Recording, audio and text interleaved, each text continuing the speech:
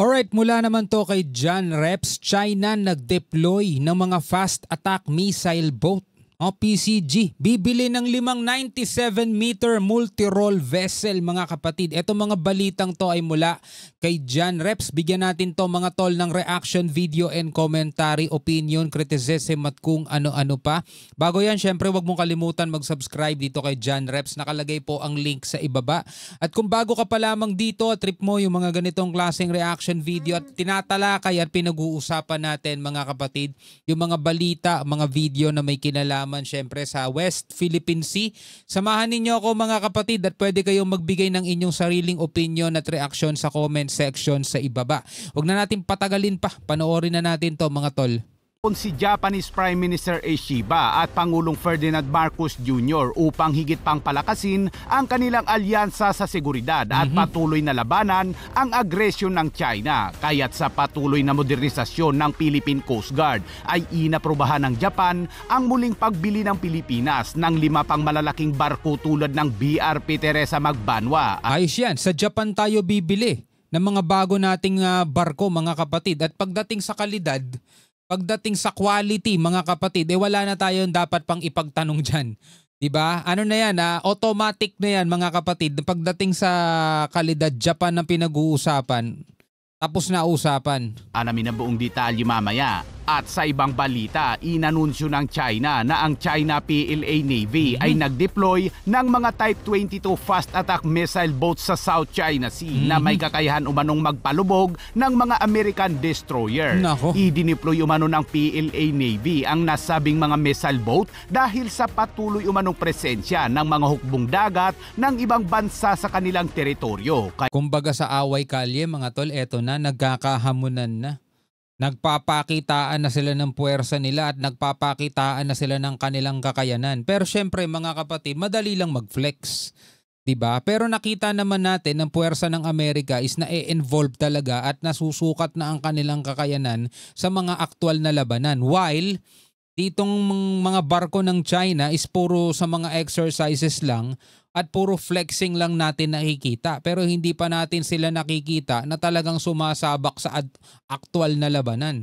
Ngayon, kung papipiliin ka o kung may hahatulang ka, sa tingin mo comment ka na lang sa ibaba. Sino kaya sa kanilang dalawa ang mas malakas? Etong mga fast attack boat o missile boat ng China na sinasabing kayang magpalubog ng mga barko ng Amerika, yung mga destroyer ng Amerika? O papanig ka pa rin sa US na subok na? At sa maraming pagkakataon nakita na natin mga kapatid kung ano yung kapabilidad at kapasidad ng kanilang mga barkong pandigma. No? Comment ka sa ibaba. Umanong presensya ng mga hukbong dagat ng ibang bansa sa kanilang teritoryo. Kaya para malaman ang buong detalye ay tumutok at makinig na mabuti. Sa patuloy na tumataas na tensyon sa pagitan ng Pilipinas at China, bumisita sa bansa kahapon si Japanese Prime Minister Shigeru Ishiba. Sa kanyang pagbisita ay isa sa tinalakay nina Ishiba at Pangulong Marcos ay ang mga countermeasure laban sa China. Sinabi ni Ishiba na magsasagawa siya ng mga konsultasyon sa Pilipinas para sa isang mas mahusay na solusyon kaugnay sa marahas umanong komprontasyon sa China Coast Guard. Grabe no? Japan, Pilipinas nag-uusap na ngayon mga tol kung ano ang kailangang gawin no para masolusyonan o para makagawa ng countermeasure dito sa lumalaking sigalot mga kapatid dito sa South China Sea. No? Kasi mga kapatid, kitang-kita naman kasi ng buong mundo eh. Ikaw mismo, tayo mismo nakikita natin kung sino talaga yung pagulo. Kung sino talaga yung naghahasik ng kaguluhan. Diba? Malabong-malabo doon sa sinasabi nilang pro-peace and stability sila. Pinapanatili daw nila yung kapayapaan. Malabo eh. Kasi yung teritoryo ng ibang bansa, sinasakop nila eh. Kailanman hindi ka makakakuha ng kapayapaan mga kapatid kung ang ginagawa mong pamamaraan para sabihin mong payapa is takutin mo yung ibang mga bansa at agawan mo sila ng teritoryo. Hindi ka makakapagtaguyod ng kapayapaan dun. China PLA Navy. Diba? Kaugnay sa marahas umanong komprontasyon sa China Coast Guard, China PLA Navy at sa mga milisya ng China. そしてまた米夫人の Sinabi ni Ishiba na ang kanyang bansa at ang Pilipinas ay magsisimula ng pag-uusap sa dalawang iminungkahing kasunduan sa pagtatanggol upang higit pang palakasin ang kanilang alyansa sa seguridad at patuloy na labanan ang agresyon sa pinagtatalunang karagatan sa Asya sa isang malinaw na pagsaway sa China. Sinabi naman ni Pangulong Marcos na ang Pilipinas ay magpapatuloy umano sa pinalakas na estratehikong partnership nito sa Japan para sa katulad ng mga mithiin at adhikain na itaguyod ang mga demokratikong institusyon at mga patakarang nakabatay sa internasyonal na kaayusan. Strong people-to-people ties and defense and security relationships. Sinabi ni Alam niyo mga tol, ang nagpapatahimik sa bully is pag nagulpi na siya. Na kumbaga nasampulan na, baka hindi na siya magbuli-bulihan pa. Ayaw natin mangyari dumating sa point na magkakaroon talaga ng gera. Hindi natin gusto. Ewan ko sa inyo kung gusto ninyo. Ako personally, ayoko mga tol. Kasi napapanood ko at opened yung aking mata. No? Bukas ang aking mga mata mga kapatid sa mga nakikita kong mga nangyayaring kaguluhan sa Gaza, sa Israel, sa Russia, sa Ukraine mga tol. Hindi ko gustong maranasan ng mga maliliit na bata, mga anak ko, ng mga kamag-anak natin, kaibigan natin o tayo mismo, yung takot na nararamdaman nila doon sa mga bansang nagkakagulo. Ayaw natin mangyari yun mga kapatid. Tapos makikita natin yung mga politiko rito, mga mayayamang tao, nagsisiliparan lang sila papuntang ibang bansa kasi may mga pera sila eh. Gaya nilang pumunta dun sa ibang bansa mga kapatid kasi wala namang banker dito sa atin eh, di ba? Magsisiliparan lang sila sa ibang bansa, doon na sila mananatili. May mga bahayan dun eh. Sino maiiwan dito mga tol? Tayo, di ba? Tayong mga wala naman. Kaya ayaw natin mangyari yon.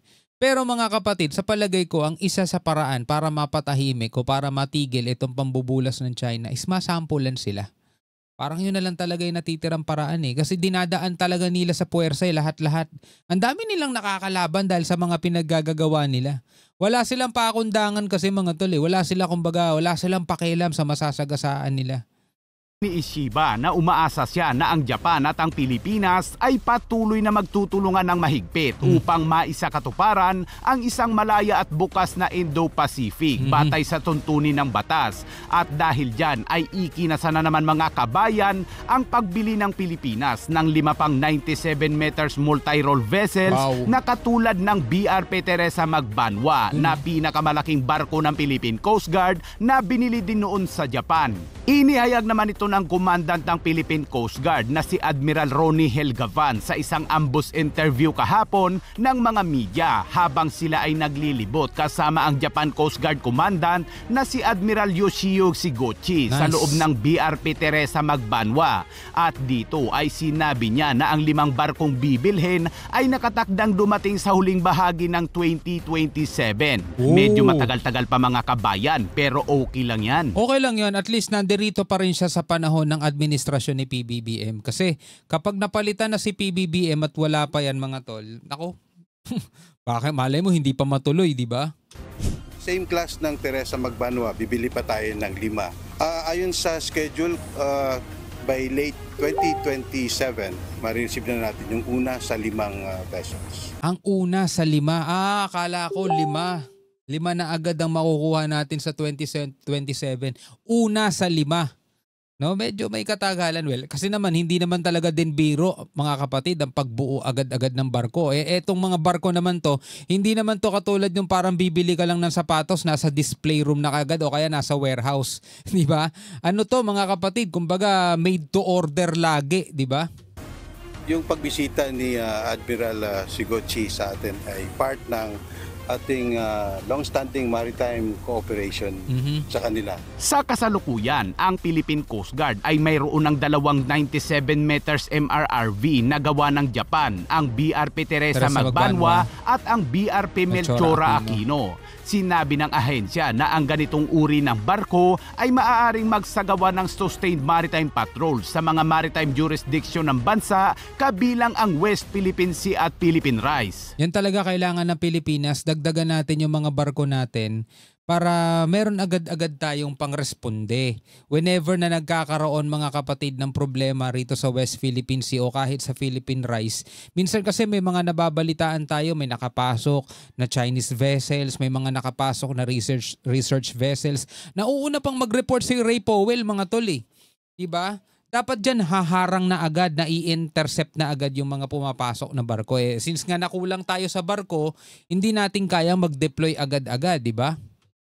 At sa ibang balita naman, sinabi ng People's Liberation Army Navy kahapon na sila ay nag-deploy sa South China Sea ng mga Type 22 Fast Attack Missile Boat dahil umano sa patuloy na presensya ng mga hukbong dagat ng ibang bansa sa South China Sea. Kala mo talaga sa teritoryo nila, no? Tindi, kapal na mukha. Ang mga Type 22 Fast Attack Missile Boat na ito ng China ay idinisenyo upang kontrahin ng mga banta sa litoral dahil ito ay mabilis at maliksi. Mayroon itong stealth technology at precision strike na kakayahan upang punan umano ang isang mahalagang pangangailangan sa pagpapatakbo. Bukod sa kakaibang pintura nito ay mayroon itong wave-piercing hull form at pinapatakbo ng 4 na water jet propulsion drive-in.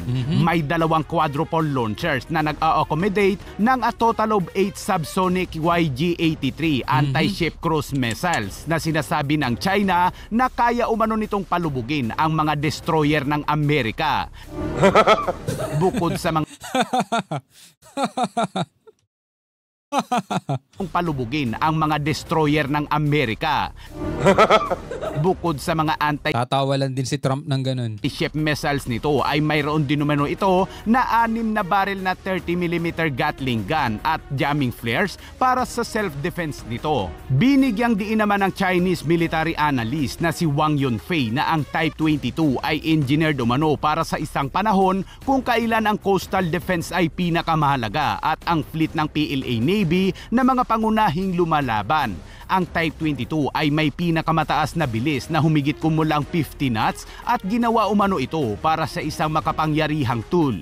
Pero takot naman ang mga barkong ito pag andyan ang mga barko ng Amerika, mga kabayan. At dagdag na balita mga kabayan, ang Philippine Air Force at US Air Force Pacific kahapon ay nagsagawa ng Maritime Air Patrol sa West Philippine Sea. Sa hanay ng Philippine Air Force ay lumahok ang mga FE-50 fighter jets habang sa US Air Force Pacific naman ay isang B-1B heavy bombers at F-16 fighter jets at F-18 fighter jets. Bombers at fighter jets ng Philippine Air Force at US Surface Pacific Air Force Pacific lumipad sa West Philippines.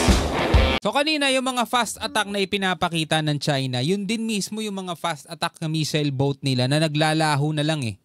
Naglalaho mga kapatid kapag may dumarating ng mga barko ng Amerika. Well, tulad nga ng sinabi natin kanina, madali lang mag-flex. Kayang-kaya talaga nila i-flex yan. Pero mga kapatid, minsan kasi yung mga masyadong maiingay at yabang ng yabang, yun talaga yung mga walang laman eh, di ba?